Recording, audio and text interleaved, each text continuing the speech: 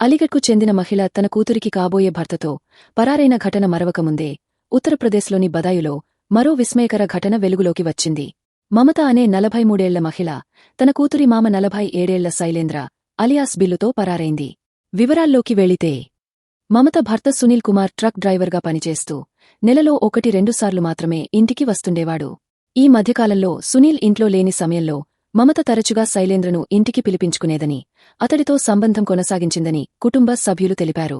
మమత కుమారుడు సచిన్ మాట్లాడుతూ 3 రోజులకోసారి శైలేంద్రను అమ్మ ఇంటికి పిలిపించుకునేదని, దీంతో తాము రూమును మార్చుకోవాల్సి వచ్చేదని ఆవేదన వ్యక్తం చేశాడు. ఇప్పుడు వాళ్ళిద్దరూ కలిసి టెంపోలో పారిపోయారని తెలిపాడు. తాను క్రమం తప్పకుండా భార్య మమతకు డబ్బులు పంపుతుండేవాడినని, కాని ఆమె మాత్రం శైలేంద్రను ఇంటికి పిలిపించుకుని అతడితో అక్రమ సంబంధం పెట్టుకుందని ఆరోపించాడు. ఇప్పుడు నగదు, బంగారంతో కలిసి పరారైందని వాపోయాడు. మహిళ పొరిగింటి వ్యక్తి అవధేశ్ కుమార్ మాట్లాడుతూ సునీల్ నెలకు ఒక్కసారి మాత్రమే ఇంటికి వచ్చేవాడని, అతడు లేని సమయంలో శైలేంద్రను మమత ఇంటికి పిలుచుకునేదని చెప్పాడు. అతడు బంధువు కావడంతో ఎవరూ అనుమానించలేదని తెలిపాడు.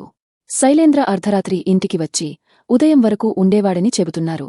ఈ ఘటనపై సునీల్ కుమార్ పోలీసులకు రాతపూర్వకంగా ఫిర్యాదు చేశారు. కేసు నమోదు చేసుకున్న పోలీసులు దర్యాప్తు చేస్తున్నారు. కాగా 43 మమతకు 4 పిల్లలు ఉన్నారు.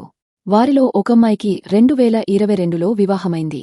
ఈ క్రమంలో కుమార్తె మామ శైలేంద్రతో సంబంధం పెంచుకున్న మమత అతడితో వివాహేతర సంబంధం పెట్టుకుంది. ఇద్దరూ ఒకరిని విడిచి ఒకరు ఉండలేని స్థితికి చేరుకోవడంతో పరారయ్యారు. తాజా సమాచారం కోసం లైక్ చేయండి. ఛానల్ను సబ్స్క్రైబ్ చేయండి.